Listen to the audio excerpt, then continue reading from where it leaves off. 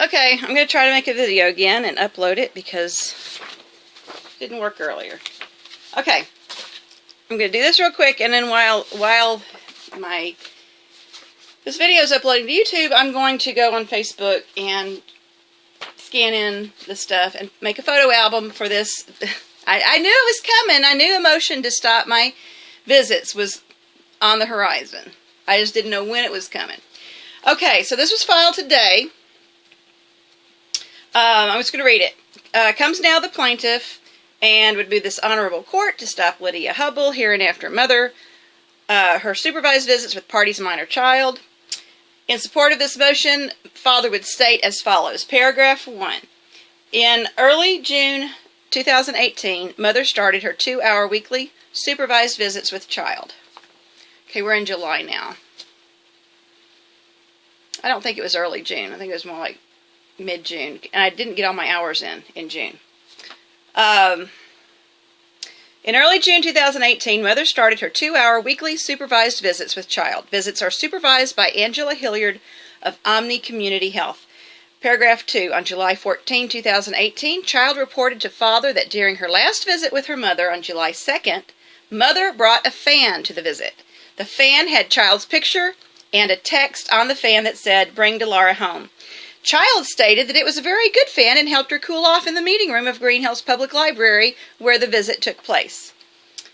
Paragraph 3. On the same day, father called Miss Hilliard, the monitor, and asked her about the fan. Miss Hilliard admitted that the mother gave her, the monitor, a fan, but stated she couldn't remember what was written on the fan.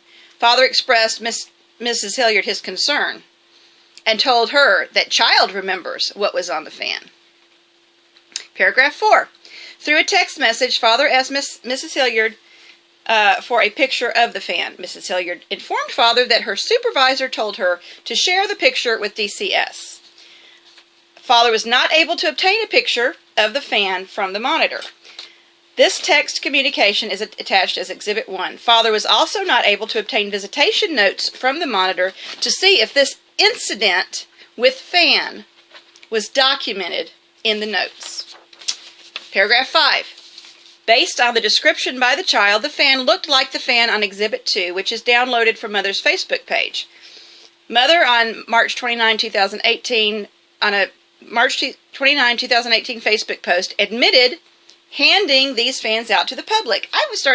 We were making and handing out fans last summer. We handed out a whole bunch at the Eclipse party, and everybody knows it. And nobody's ever been able to show how these fans have harmed Dilara or been detrimental to her well-being in any way whatsoever. And it's my position that they're supporting her, and they are helping her, and they are beneficial to her, and they are in her best interest. Okay, the March 29, 2018 Facebook post admitted handing these fans out to public. Her post read, "We'll be chalking for liberty and justice and handing out fans with my daughter's picture on them. This post is attached as Exhibit 3. Paragraph 6. Yeah, he's kind of like me. Some of his formatting's a little bit off. On July 14, 2018, before her visit with child, mother made a Facebook post that read, quote, "One thing today I want to do with Dilara is get her advice on painting my face when I protest, like this woman," end quote. The post had a video of a woman with face paint giving a speech during a protest. This post is attached as Exhibit 4. Paragraph 7. On July 14, 2018, mother had a visit with child and made a Facebook post the next day on July 15 about the visit. Yeah, Saturday was, this is Monday the 16th. He's talking about the visit on Saturday the 14th, which is the first visit I'd had since July 14th. July 14, 2018, mother had a visit with the child and made a Facebook post the next day on July 15 about the visit. Mother's post read, quote, "What Dilara wants as far as seeing parents and having phone calls with mom," end quote. The post had a note written by child during the visit. Child's note read, quote, "To see mom half the week and dad half the week with overnights. If what I said previously happens, then no phone calls," end quote. This post is attached as Exhibit 5. Paragraph 8. On July 15, 2018, mother made another post about previous day's visit that read, Quote, phone calls. They have been suspended, but she doesn't care since they weren't much fun most of the time. Can't hear, plus her dad has been a distraction. End quote. The post had a note written by child during the visit that read, quote, I don't care because I can't understand you. You sound like soda and Mentos because the phone is old and rusty. This post is, end quote. This post is attached as Exhibit 6. Paragraph 8. Paragraph 9. These Facebook posts and a fan similar to the one on Exhibit 2 brought to the visit by mother. Okay, here's his proof. This is his proof that it's in Dilara's best interest. This is definite proof that the visits will be harmful to Dilara. These Facebook posts and a fan similar to the one on Exhibit 2 brought to the visit by mother show that mother is not following previous court orders. There's no court order attached to support that. And is discussing custody matters with child during her supervised visits. Father believes child is not being protected during these visits, even with a monitor present. Wherefore, premises considered, plaintiff father respectfully request, 1, that this motion be filed with the court, 2, that mother undergo a parenting assessment with a mental health component. They keep asking for that over and over again. I just did one a couple years ago. And it's not going to be any different now. 3, that the court find the child is at risk of harm and therefore terminate mother's supervised visits until such time as mother demonstrates a material change of circumstances has occurred to warrant renewing visitation. Now, what might that be? What possible material change of circumstance? For any other such relief as the court deems to be just. Respectfully submitted, blah, blah, blah.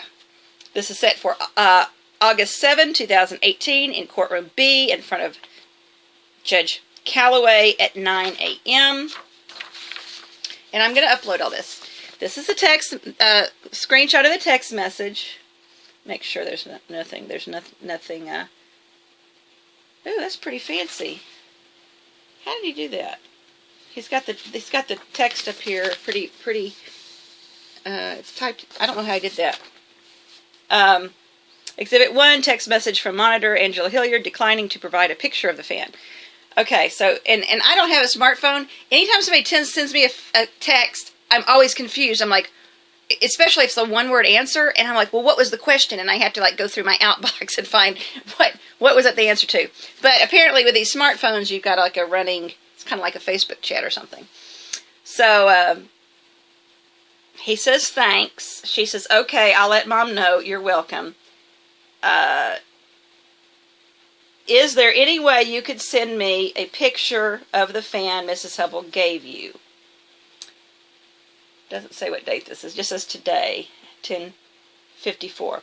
My supervisor told me to just send it to DCS, and they can give you a copy of it if they want to. Taking some control away from him. Good job, Omni Community Health. Thanks. He said thanks. Angela. Okay. Okay, and you can't see this. I really like the way he put his, I don't know how he typed that up there.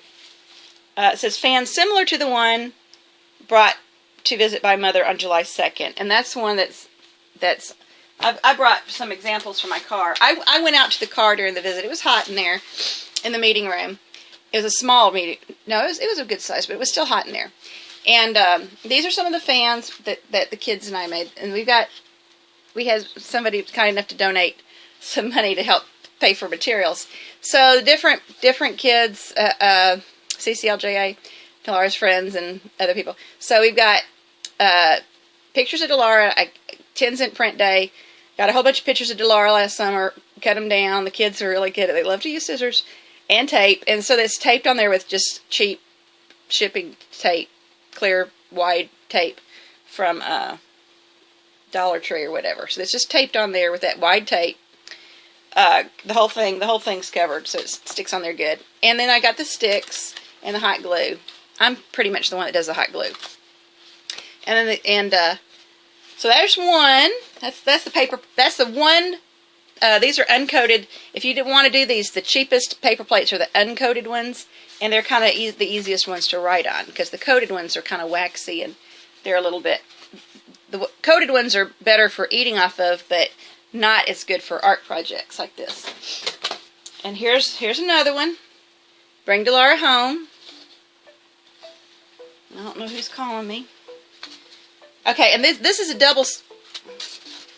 That hot glue didn't do good, but this is with two paper plates. It's got front and back, so it's a little more substantial. Except the stick is loose. Yeah, this one's two-sided. This is one, but it still works. And these sticks, I think I got these online pretty cheap somewhere. They're actually fan sticks. That's what they are. So, and with the two-sided ones, I glued it in between. I don't want to hand this one out when it looks like that. Don't quit loving. I'm not sure who did that. I just kind of like, okay, y'all just do whatever you want to. Help bring Dilara home. CCLJA. It's got a picture of sunshine on a happy face sunshine in that. Okay, this is one. Because I had some blank ones in my car, and this stick is the plain. They have these at Walmart. They're jumbo craft sticks or something, but they're very similar to the.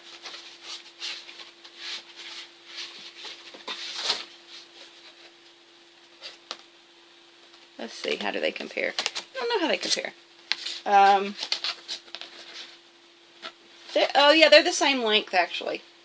They're the same length. It's just the fan. These are fancier. So, but these work too. The jumbo craft sticks. And I have a stamp and stamp that on here so people can.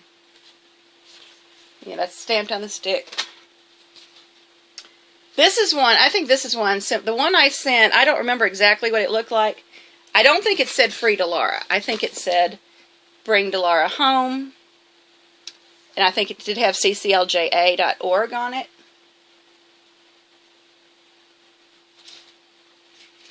And it might have said Love Never Fails on the back. I kind of think it did. I think it was one of the ones that says Love Never Fails.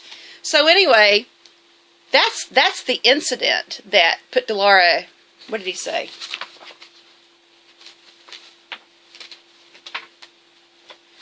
That was the incident. Me giving the visitation monitor a fan that said Bring Dilara Home, Love Never Fails, cclja.org, has her picture on it. That is the incident. Angela was like, I don't know what's going on here, because it's a bizarre accusation.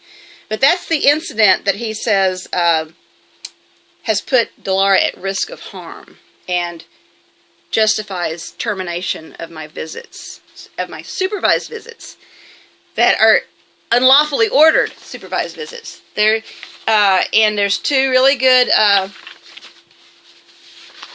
court cases, appeals court cases. There's one, Allen v. Allen, or Allen v. Munn, M-U-N-N hyphen Allen, 2017, 16 or 17. And Mashburn v. Mashburn, Tennessee Court of Appeals, 2000. I think it was 2017. Maybe it's 2016. But anyway, they talk about when supervised visits are justified or restricting a parent's parenting time, restrictions. Because restricting a child's relationship with their biological parent is a very significant infringement on both the parent and the child's rights, and is typically very detrimental to a child to be deprived of the nurture of a loving parent, which I am. Okay, so there's that picture of the fan. Okay, Exhibit 2, Exhibit 3, Facebook post by mother. He's doing I think he's doing just as good of a job on these pro se motions as his $160 an hour attorney did. Good job, Baba. And they're just as stupid and ridiculous, but anyway, Sarah Rice was a good teacher apparently. So this is Exhibit 3. Facebook post by mother admitting handing out fans with child's picture. Oh, you could put fans on, or pictures on Lost and Found. You got a child lost and found. You can put your picture, their kid's picture on there. The picture can be on the wall at Walmart, missing and exploited children. Pictures of kids can be on milk cartons. I don't think they do that anymore. Pictures can be shared on Facebook, missing children. Amber Alerts. What's the harm in distributing a child's picture when that child is in a bad situation and needs relief, and it's a matter that affects security of, it's a matter of public concern.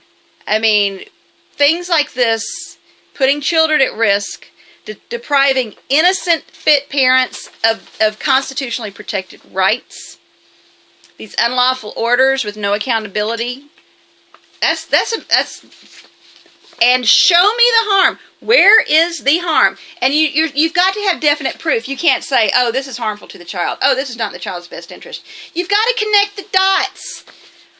And there was not even an incident. He's saying the incident, oh, this incident occurred. And I'll tell you what's going to happen.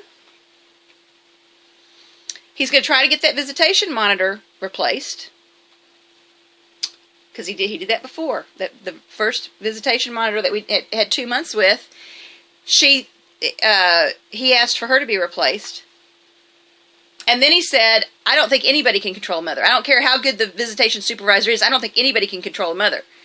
I don't need to be controlled. I need him to control himself and get control of his emotions, his behavior, and then Dilara will be in a position where she can do the same thing. And I'll be in the position where I don't have to complain about what he's doing to my daughter and what the courts are doing to him and me and my daughter. I don't want to have to complain about this. I want the abuse to stop. And it's not going to stop if I just sit back and say, okay, well, fine, go ahead, keep her. While she's crying out, saying she wants to die, asking people to kill her, acting out, bullying other kids. She is hurting. She needs her mom. She's been asking for her mom. She despairs. And that's the thing, is she wants me and needs me to be protesting what she's being subjected to. She's told me that. And I told her months ago that with our last visitation supervisor, I'm not discussing court proceedings with her. I'm saying, you're right. You need both parents in your life. And I'm going to work to get you home. And if I can't get you home, I'm going to be complaining about it until you turn 18 and can come home yourself, and they can't keep you in captivity any longer. I didn't say exactly that to her, but I said, I'm not going to give up. You know, when you're 18, you can do what you want to. I hope you get to come home before then. And I did tell her on the last visit that she might not see me for a long time. But I still wanted her to do good things and be obedient and use her words and know that I'm out there using my words and giving her a voice. And she doesn't need to worry about anything. She's not responsible for being separated from me. That's one thing she's mentioned before. Sometimes she thinks it's, she did something to cause this, or there's something she can do to fix it. And I'm like, really, no, there's not really anything in your control. All you can do is just keep telling people.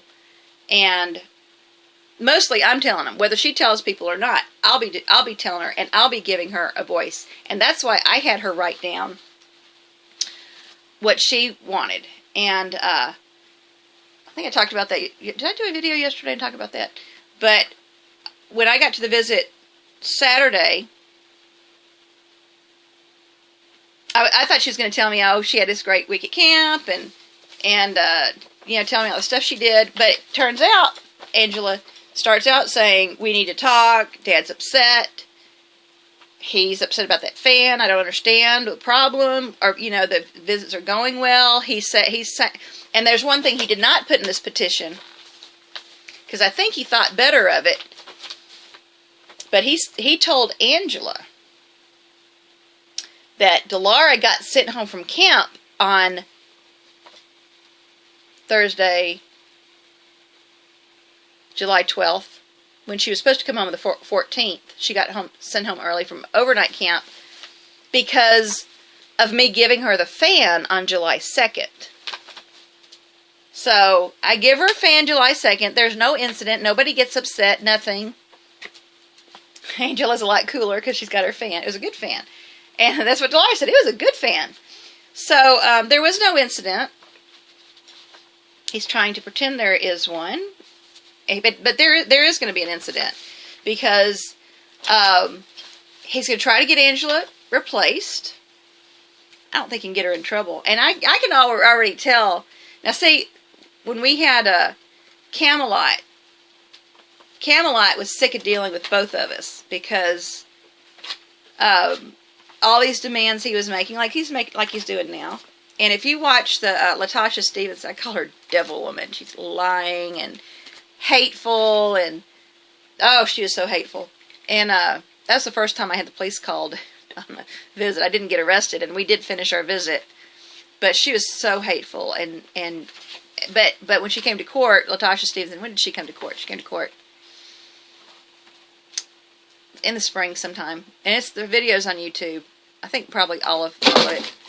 Hey, cat's knocking stuff off my dresser.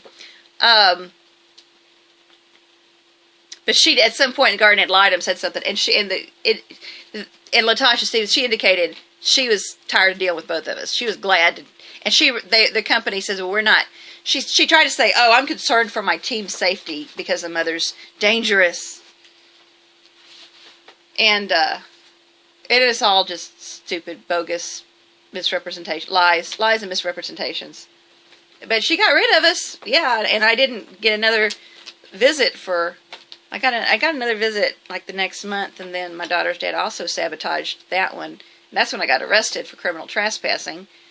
Paid $170 for 2 hours with my daughter, and she called the police like an hour into it or something, and we did nothing. Dilara's like, "What? We weren't even talking about court." That was bizarre, but. And then after, and there's like, well, there's nobody in town who will provide services to this family. So 9.5 months later, that's when I started with Latara Ballard with Progressive Family Services, and things went very well. And she was really very surprised and upset that the April 19 court order went the way it did, the results of our custody, because she thought, she's like, oh, y'all are both great parents, and y'all are going to be able to co-parent together, and everything's going to be hunky-dory and copacetic, and Dilara's going to have such a great life, and the judge is going to give you so much of what you've been missing out on and what you need, and everything's going to be great. And then we end up with less than we got in 2015. And Latara was, and she's like in a different city now, and she wasn't. I was the last when she moved. She was trying to tie up. We had like 2 or 3 visits scheduled after she because we were waiting for the court order, and she was just so sure the judge was going to take off the supervision restriction. So she's like, oh, this will be a last visit, and then it wasn't, and so like, okay, well, I'll come down from Portland and do another one just for you. I don't come to Nashville for anybody else. Anyway, what is this? Exhibit 3, March 29th. I get to spend tomorrow with Shania and Shara. If the rain stops, we'll be chalking for liberty and justice and handing out fans with my daughter's picture on them. It's spring break, and we should run into a lot of parents and children. I'll be asking everybody if they know my daughter, and I will tell them how they can help her get home. Yep. And when voting day is over, May 1st, we will be gathering and repurposing election signs. I didn't do that. I wish they could have gathered up election signs. There will be more election signs we can get and repurpose. I'm taking matters into my own hands again. Courts failed again. I still don't know what the order is, because this is before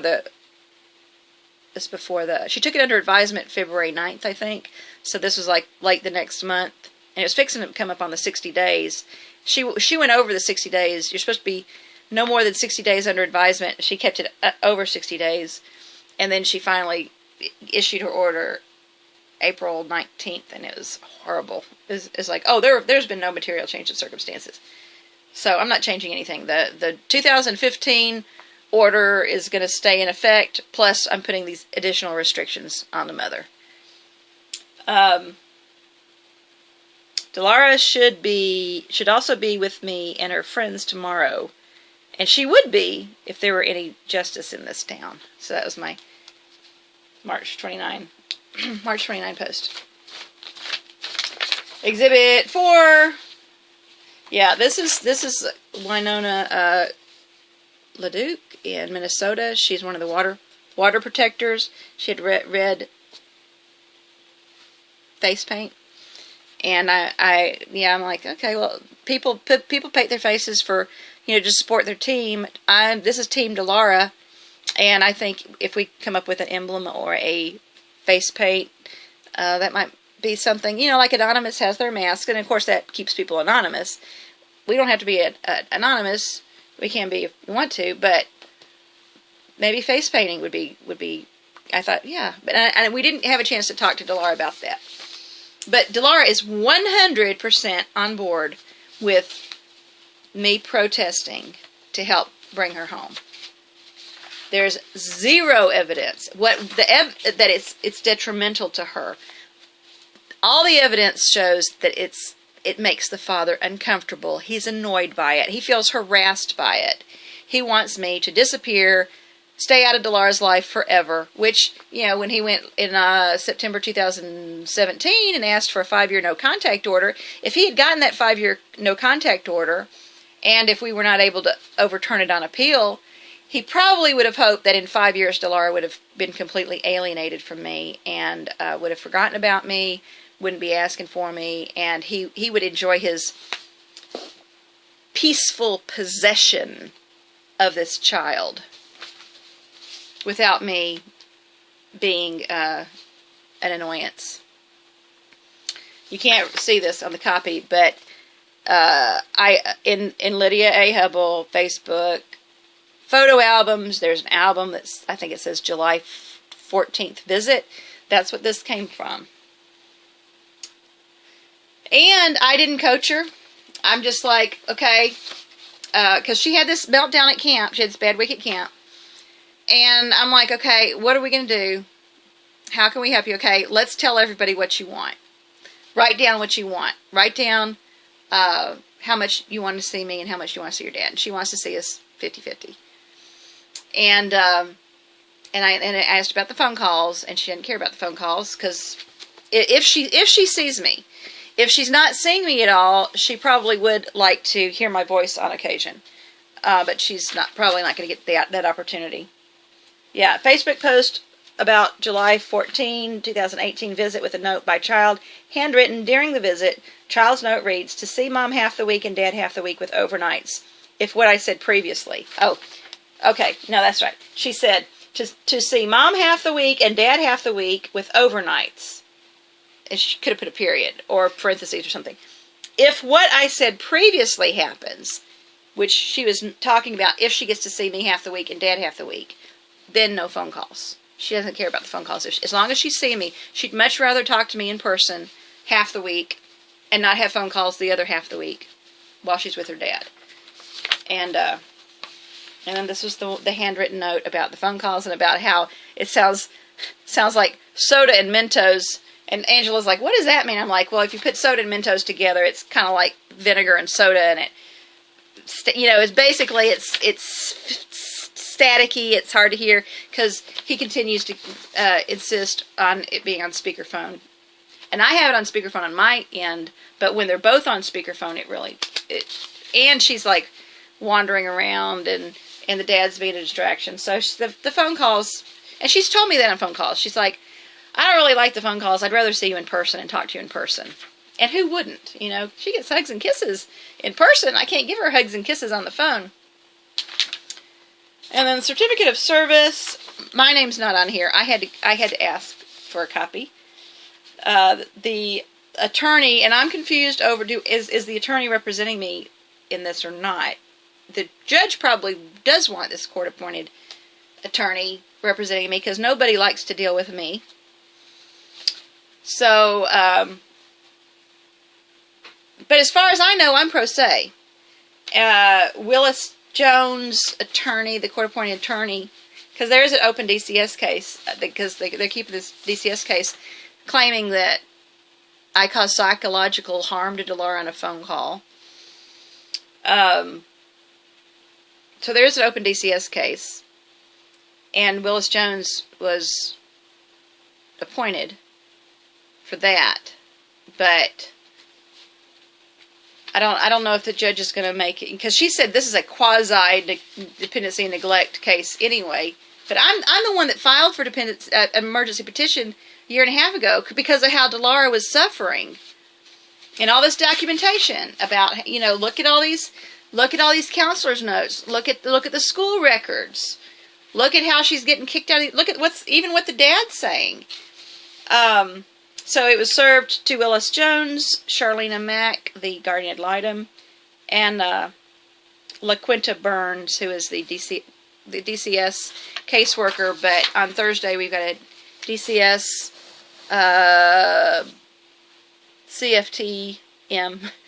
CFTM meeting, Child and Family Team meeting. So I guess if you say CFTM meeting, it's redundant. So it's CFTM. It's kind of like saying HIV virus. That extra word is, you know, it's redundant. But so that's going to be Thursday at 3. I assume he's going to try to get Angela Hilliard, a visitation supervisor. I assume he's going to try to get her replaced if the visits are not suspended. I suspect he's going to take it upon himself to suspend the visits between now and the August 7th hearing, except we're going to be in court on July 27th. But this motion to stop the supervised visits is supposed to be heard on the 7th of August. So, as far as I know, I'm supposed to get 4 more hours of visits in July. And as far as I know, he has not set up another visit yet. And I don't think he intends to. Because like my phone calls, he took it upon himself to stop the phone calls.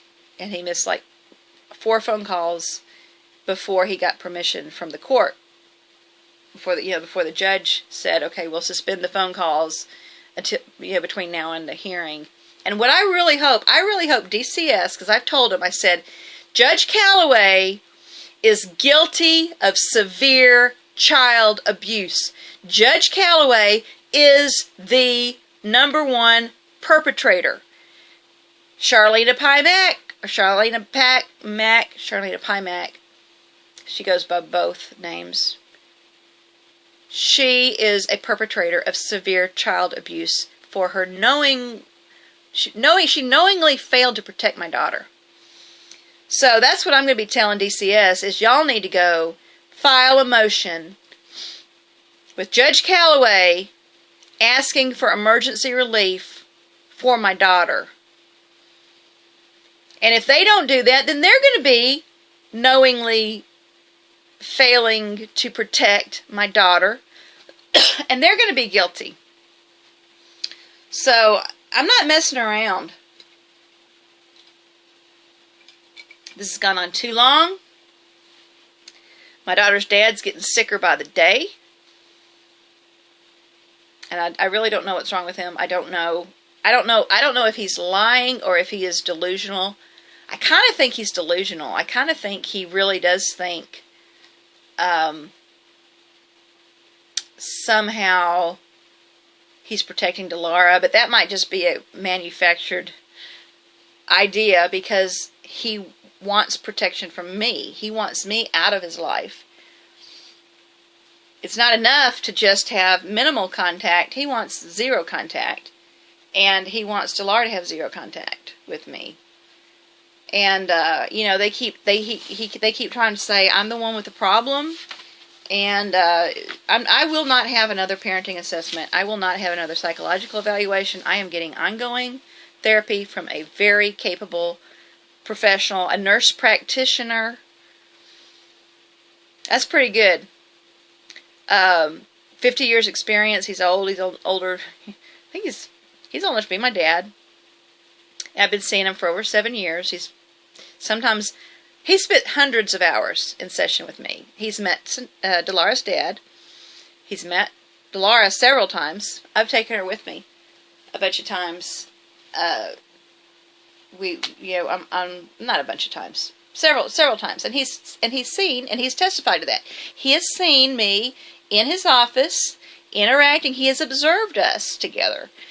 I've had 3 visitation supervisors who had all seen me over a period of a couple of months at least, coming in to testify that I've got good parenting skills. Why do I need another parenting assessment? It's going to be the same thing.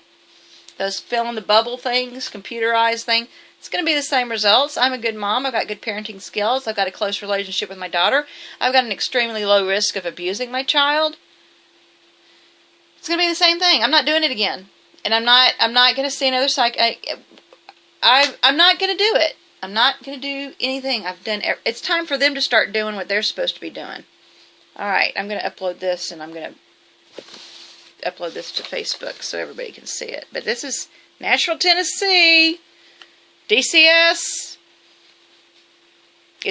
We're fixing to get a new caseworker and supervisor, and but that's what they need to do. They need to go to Judge Calloway and say, this is a train wreck. This child is in desperate need of a close and continuing relationship with her mother. She's suffering from that deprivation. You need to make a court order giving this child some relief. And because Judge Calloway won't listen to me. Guardian ad litem won't listen to me. But my daughter, that's one thing. If I get another visit, I'm going to, and he's also ignoring my older daughter, Callie, because ever since I got cut out of her life, he always liked Callie. Callie's 21 now. She's in her 3rd year, she's fixing to start 4th year at Vanderbilt. And he's testified in court how he encourages her to spend time with Dilara and take Dilara shopping for underwear and to, do stuff with her.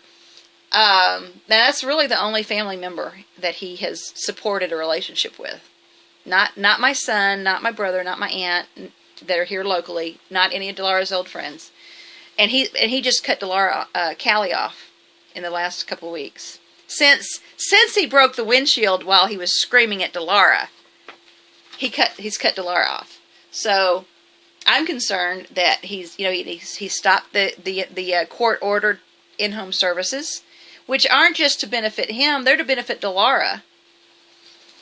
So it's really fixing to get bad, and we're going to see how much DCS will encourage and facilitate this continued abusive relationship and the court-ordered child abuse. Because we're going to have the CFTM on Thursday, and we're going to see what happens, and I'm going to try to finish up. I've been sick and I haven't finished it up, but I'm going to try to finish up this formal complaint against Dilara's guardian ad litem, and see if I can get rid of her.